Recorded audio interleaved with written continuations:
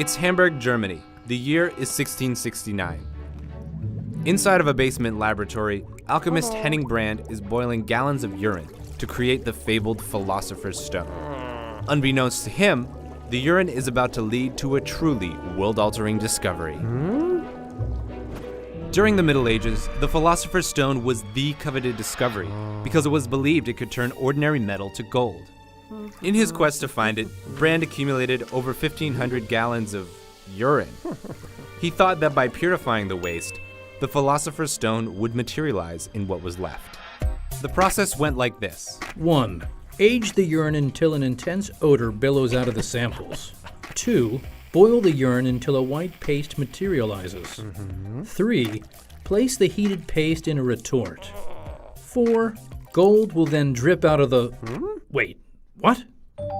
Okay, so it wasn't gold that emerged, but a solid white substance that glowed in the dark.